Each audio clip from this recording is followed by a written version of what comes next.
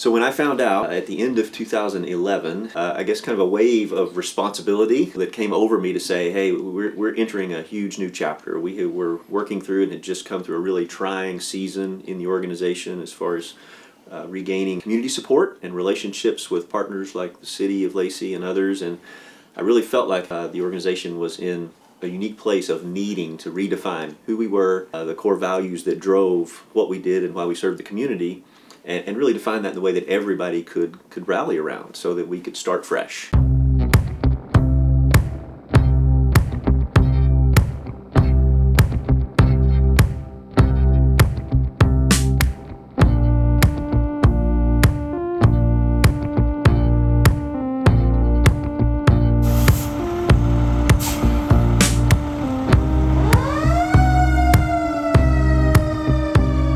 Thank you all for coming out. I am not surprised that we had such an amazing turnout in the middle of the day on a work week, considering who we're honoring today.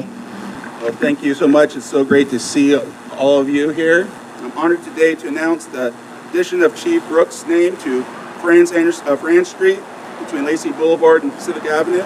Chief Brooks, thank you. Thank you for what you've done for our community. Thank you for what you've done for the city of Lacey. Thank you for being the example that every public servant strives to be. On behalf of the city of Lacey, we wish you the best. You're the best. Chief Brooks. First, thank you, Mayor, to the Mayor and the City Council. I cannot say how humbling this is for me. I was so honored and thankful. To the entire City Council, both for the professional relationships and the personal friendships that I have been so thankful to enjoy over these now many years. Those mean more to me than I can articulate. The Board of Fire Commissioners, thank you so much for the way you supported me, trusted me as an unknown commodity when I came in as a brand new fire chief.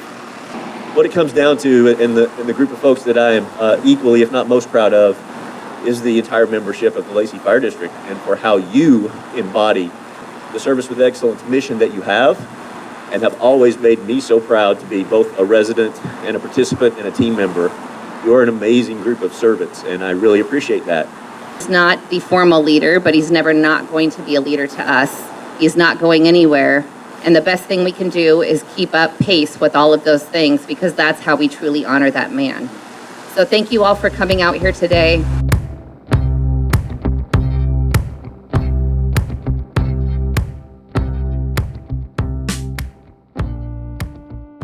The next phase of that was that I also got the opportunity to go to a new Chiefs forum, actually down in Phoenix, Arizona. And there was a forum where we got together with seasoned chiefs from all over the country.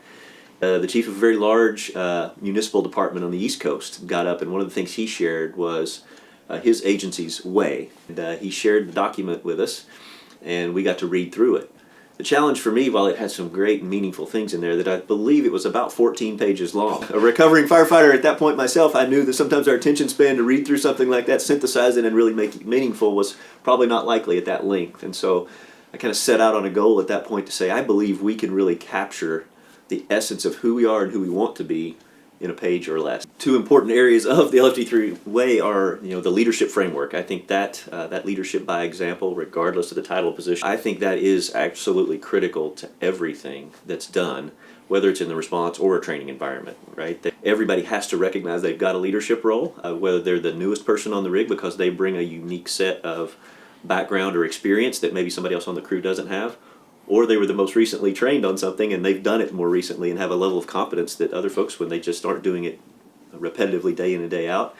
And I think that's one of the core things that I'm so thankful our training team works to engage the membership with, is to understand that responsibility from the very first day. Teamwork, I think, is just so ingrained in the fire service at large, but particularly, I think the training evolutions, it starts there a lot of times, and really even before that, it starts with just the intentionality of the officers and the team members building strong relationships in the station before the first call happens or before the training event ever starts.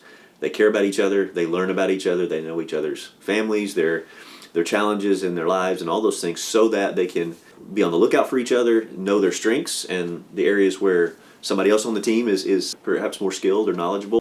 I think one of the pieces that maybe sometimes stands out or people feel like is a bit of a surprise is when they get down to the end of the document when it talks about mistakes being inevitable.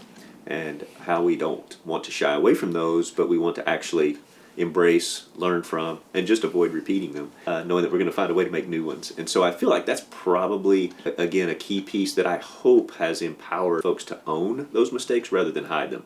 So I think that's when you run the greatest risk, is that when someone does something, I probably could have done that better or differently, and they're not willing to share that experience.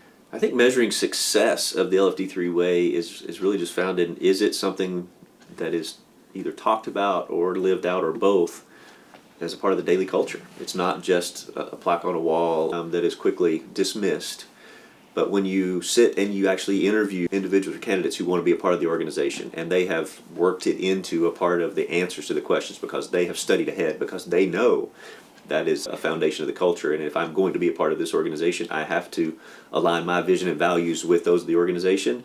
To me, that's how you know that it's actually now part of the culture. So service with excellence is, I believe, a very powerful statement of what the organization, and really I think public safety and fire service in general, truly about at its core. My philosophy has always been that every single thing we do as this public agency is about service. Whether it's training well or just being community engaged or involved, that's serving the community. But again, doing service with excellence is the important part, because that we're not just serving, but we are committed to doing it with excellence, I think is a hallmark of the organization and the philosophy that really sets it apart in a lot of ways.